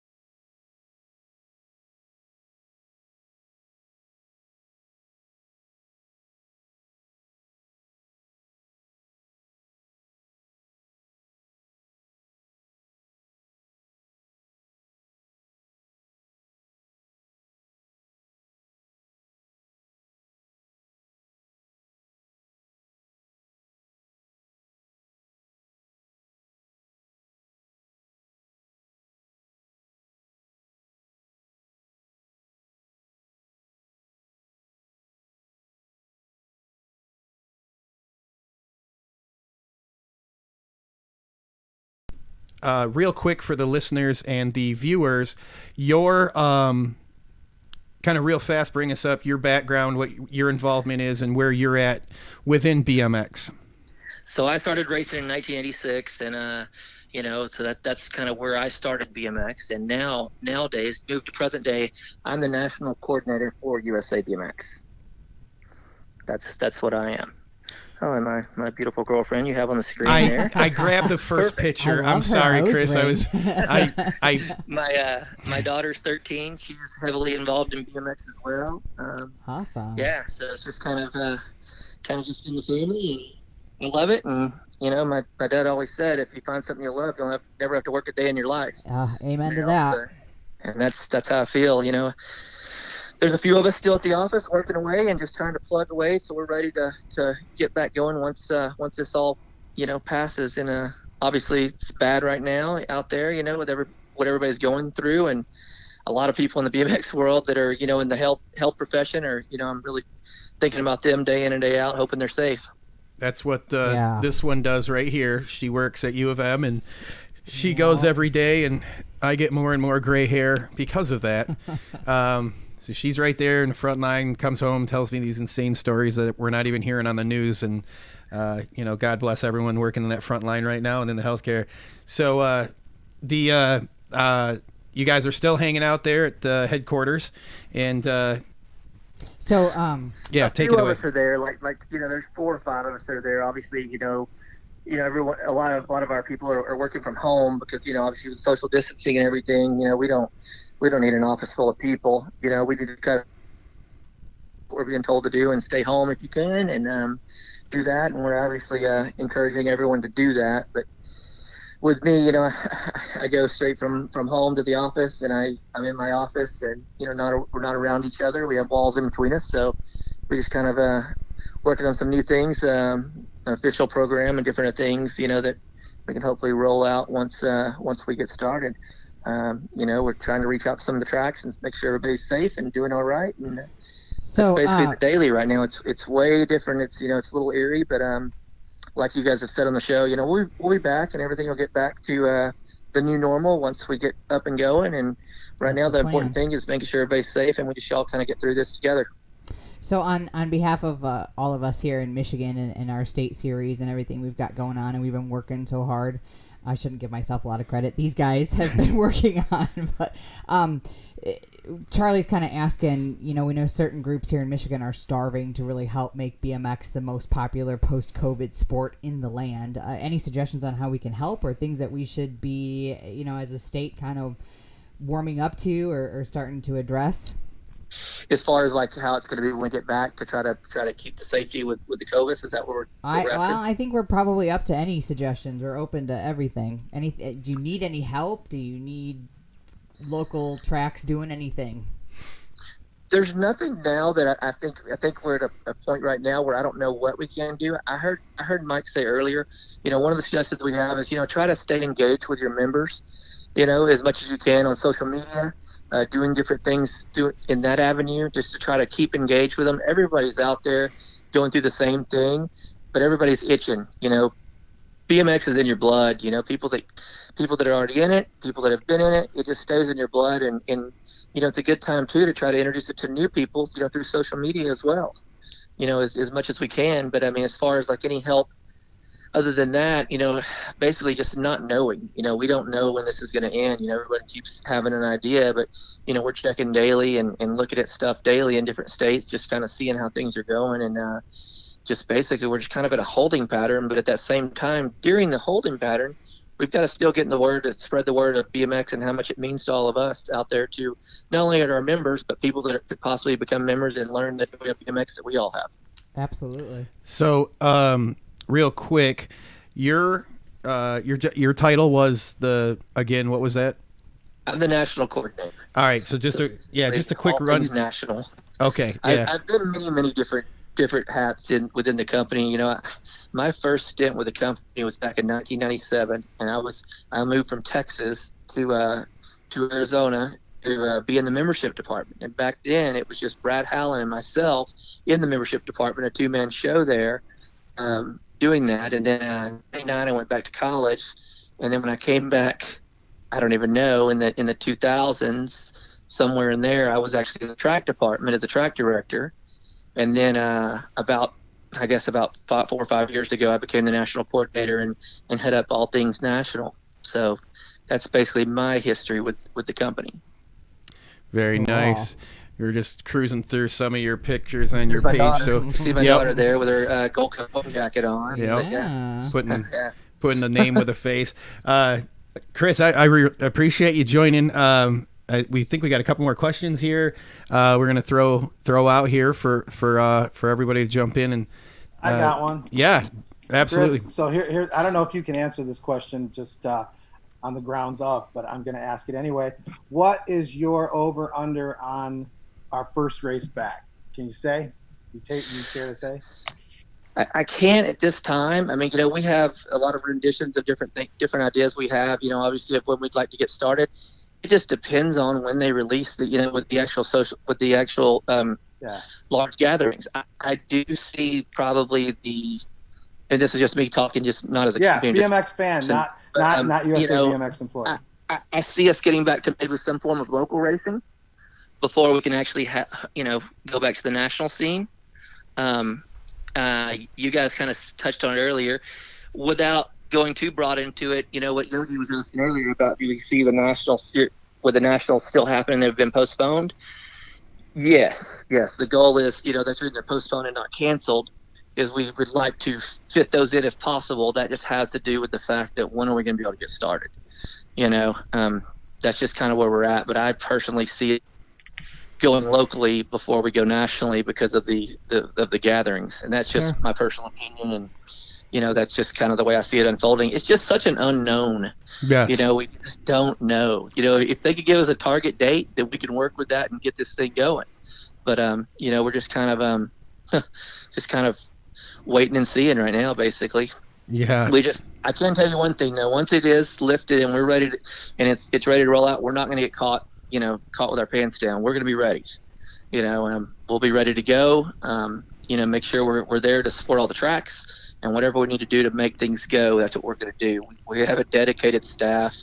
Those that know us, we the blood, sweat, and tears. We do it because we love it. And most people in our company, they grew up racing BMX. So, we want to get back to it and make sure that everybody has the best product possible. So we got a couple comment and question for you. First, Mark Beeman and family want to say hi. That you are. Yeah, I love Mark and Alita. What's up, Mark? That he states you are the coolest at USABMX. Thanks, that's Mark. coming from Mark. There's some pretty cool people there, though. Yeah, and also you are Michigan BMX. We love Chris Luna. We do. And also I have a question from Ron Walker. Do you still ride, Chris? I about once a year I'll get this idea in my head. It usually has something to do with my daughter, and then I get this idea in my head that hey, I'm going to go out there and do this, and do a couple laps. And it usually doesn't go very well because I was used to winning and doing really well, and I have put on, I guess you could say, 2 or 3 pounds since that day. So to answer that question, I would not call what I do when I do that once a year really riding. But every now and then I'll have to just go ahead. And I think we're past the point now. I used to want to prove a point to my daughter. Hey, listen, you're not going to beat me to the first turn still. I don't know if I can get that done right now. So this year I might have to blame it on the coronavirus. We may not have that outing this year. The excuse is already there. I think she's there now at 13. So I think I'm probably done. And, the last time I was out, I overrode my abilities and almost had a dramatic incident for me and about 2 other riders on the first jump. So I've seen others do that. Yeah. You're not alone. I'm just going to go and continue to help run the events, probably. You guys hang tight. We got one more sponsor to take care of. Mike, we were talking earlier about heavy pedals. We got to take care of my friend Chuck. We're going to come right back. You guys got some more questions? Let's get them in there. We'll probably be wrapping up here in the next about 15 minutes with Chris and Mike and everybody that's joining us. We will be right back after this quick commercial break. Heavy Pedals BMX Zine. Voted #1 BMX zine in the world by Michigan BMX Podcast Show viewers and listeners. Get your copy now. Heavy Pedals is sold locally at Solon Bicycles, Ray's MTB, Reggie's Bike Shop, and globally at heavypedals.com. Make sure you get over to our Facebook page, give us a like and a share, and while you're at it, head on over to our Instagram page at Heavy Pedals BMX.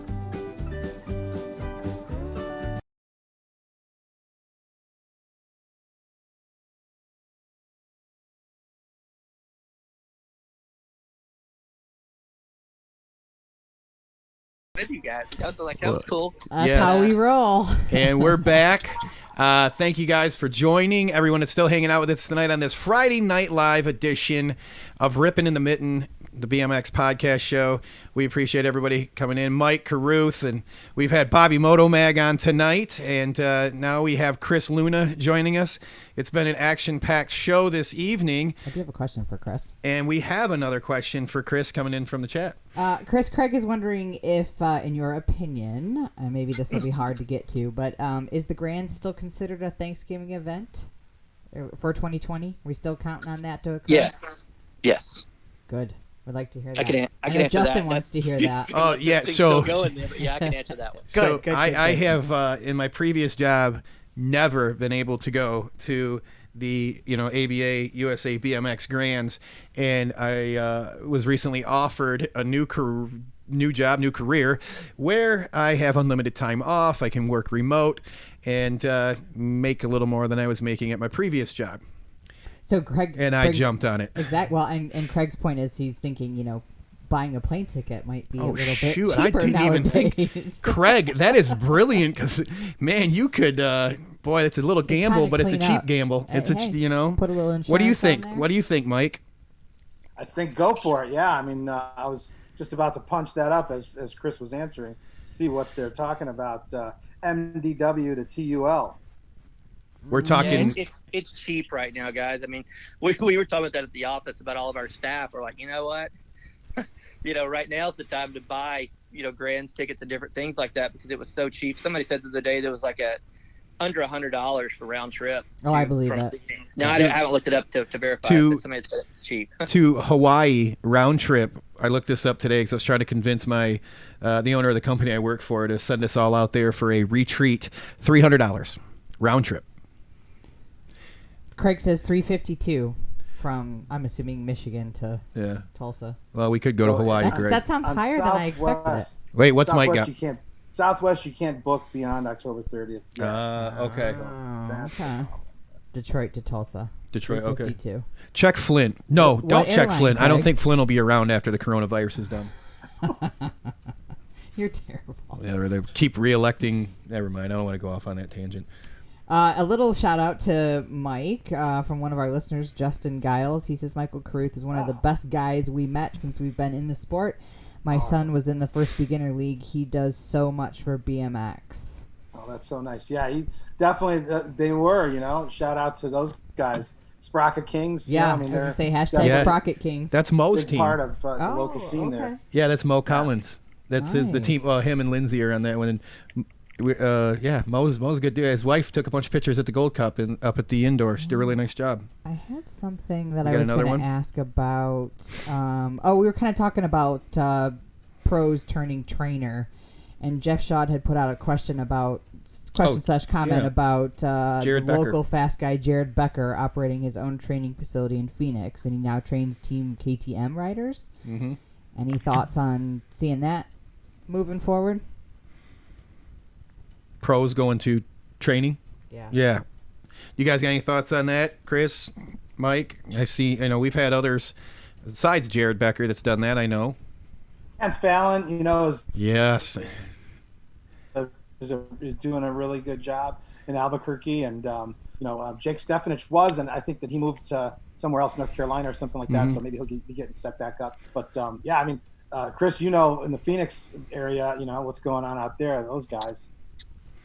The Becker one's what sticks out to me. Jared, was obviously BMX, this and that, but now his gig at KTM's, I think he deals with all the West Coast. Maybe don't quote me, but I think he does West Coast riders for the KTM. I'm not really positive on that, but I know we all at the office follow Supercross, as you can imagine. Pretty religiously, and Becker having a spot there has been really, really cool to watch and hear about. And the other ones that Mike just named, obviously Kent is an amazing trainer that has done a lot of stuff with the weightlifting side of things and different avenues as well, but I'm not really sure on the other ones. So here's a little funny or a little interesting tidbit.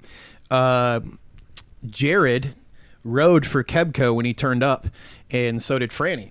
So I've heard that. Yeah, so there's a little connection there, and Jared's always been a really good guy. And when he was here in Michigan, he turned up, and me and another guy we were running the team, and we went to him and told him and Franny, she had just turned up, that they're going to ride for us. And the story goes, my friend Greg said, "Hey, how much money you got on you?" I said, "What? Excuse me?"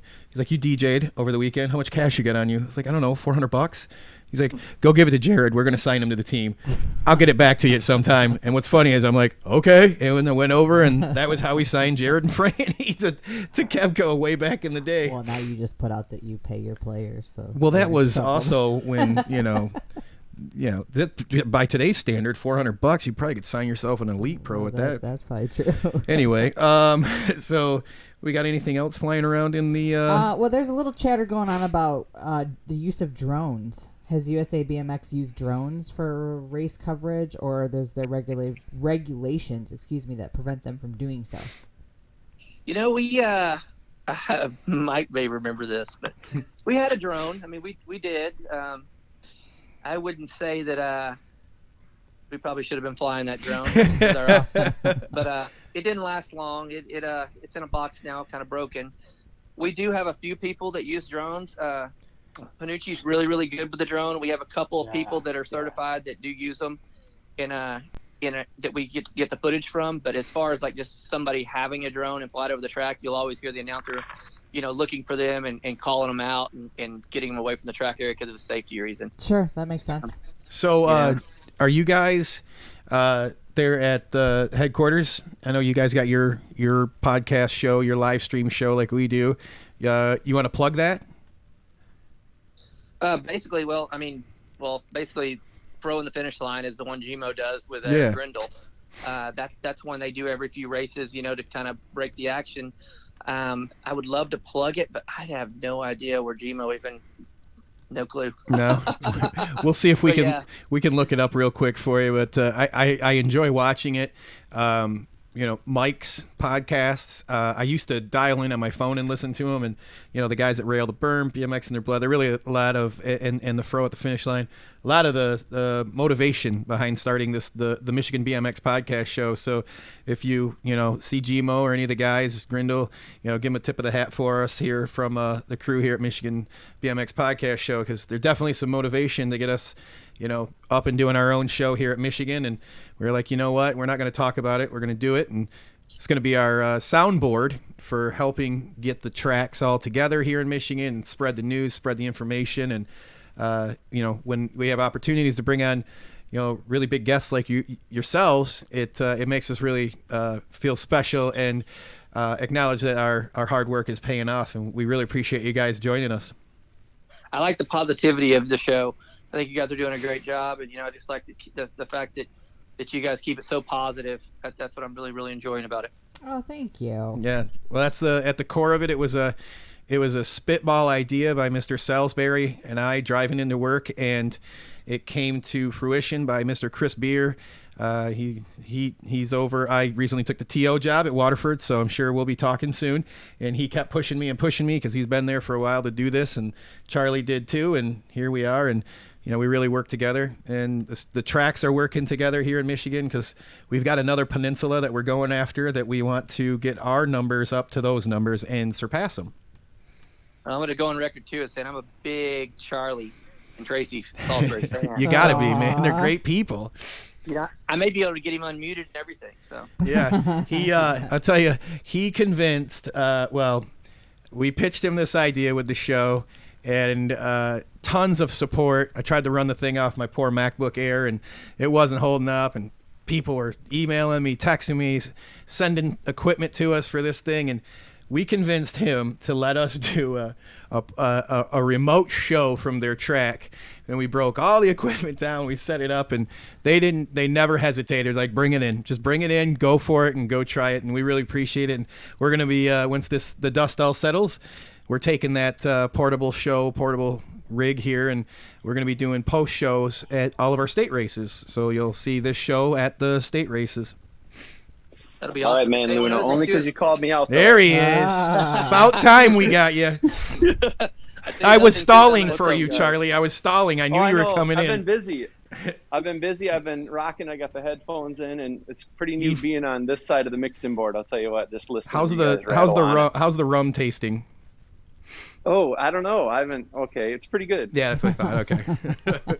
No, of course, we went to the meat market like everybody else. We got the freezer full, so we went and got a bunch of fresh meat, and I'm making jerky for the first time, dude. That's what I've been up to the last couple hours, is prepping my jerky cure. And this weekend, I'm just gonna jerky smoke all weekend, and just excited for that. Something to keep you all busy, right? Luna, it's so good to hear from you, dude. I think the last time I talked to you on the phone, I was pulling into the driveway, and I called you, and there wasn't many words, but it was a very special moment, dude. When I saw you at Grand's, man, I was just blown away, buddy. We had each other's shirts on. It was just happened to be random. We both had shirts we'd given each other on that day. It was awesome on the FaceTime. I tell you what, too, is I don't know if you guys are aware. We actually got the Dirt Hawk in the rotation in Virginia. We took the Dirt Hawk. Our build team took the he's Dirt so stoked for that, man. He's so excited for that. He loves that thing. Yeah. jump on with Lance, and he's going to do a tour, as soon as things break here. I know him and Lance have some tracks lined up here in the Midwest. Hawk will fly down and ride down, whatever, and join that crew. He just loves digging, just love the whole atmosphere. You guys have done such a fantastic job, USA BMX, and you get it on the chin. I told Cody yesterday, you guys get it on the chin more than anybody I think I've ever been around, except our president, which is funny or not, but it's the truth. You guys take nothing but slack, yet you got the iron chin, and you're always powering forward, nose to the wind, and pushing through. And we're all blessed to have you guys. So anyone has anything bad to say about USA BMX, you're on the wrong side of the coin here, kids, because they're what we've got. They're keeping it alive, and we're just blessed to have USA BMX. And you know what? I know you guys are talking. We've been talking to Connie, kind of from an outside point of view, like you, Chris. She doesn't want to share too much information right now because obviously everything's up in the air. But we're just so confident you guys are gonna make a plan. If this, then that. If that, not that, then this. And we'll figure it out when time comes. And Michigan's on the rise, and this podcast right here is a huge platform, getting more and more people. And we all know that the secret is getting the word out outside of our world, of the BMX world. And we need to recruit kids. There's a lot of kids, millions of kids are missing spring and summer sports right now, and they're all going to be looking for something to do. The day this breaks, we can start that day, that minute. The governor says we can ride. Guess what? Every VMX track in the United States is wide open. Let's go. Let's ride. Mike's touching on, I asked earlier about the Napa track and all that, and I love the idea of beginner tracks, the beginner only tracks. We want to make a balance for everybody, so it's fun to come to, yet everybody can ride it. Why don't we make beginner tracks? Let's have beginner tracks pop up all over the place. My God. You can build one in a day with the right people. We didn't even get to that, Mike. And someone that can run it and some dirt, make a beginner track. Start a beginner league. Bam. Let's pop these things up. There's opportunity here that we've been hoping for, praying for, and it's a horrible, horrible situation. But there is opportunity here to get the word out, and not only to benefit us, but to benefit every kid that wishes he was on a soccer field, on a track right now, hitting balls in the cage, getting ready for baseball, all these summer, spring sports, early season football, all these things. A lot of kids are looking for something to do, and BMX is one of the few that can start on the day, the minute that everything fires back up. That's a great point. But I got to ask, are you, Mike, would you be willing to jump back on a future show and kind of talk about the plan that you have for beginner tracks? Would you like to jump back and join us again? Yeah, anytime. Awesome. That's something I could talk about all day, every day. Love it. Wonderful. Hey, Chris, you be willing to jump back with us and join us for a show? 100%. Let me know, and I'll be there. Awesome. I appreciate it, you guys. It is 10 o'clock. We are going to sign off for the evening. But first and foremost, look, I got to tell you guys, thank you so much. Bobby Motomag, always, thanks for bringing the comic relief into the show.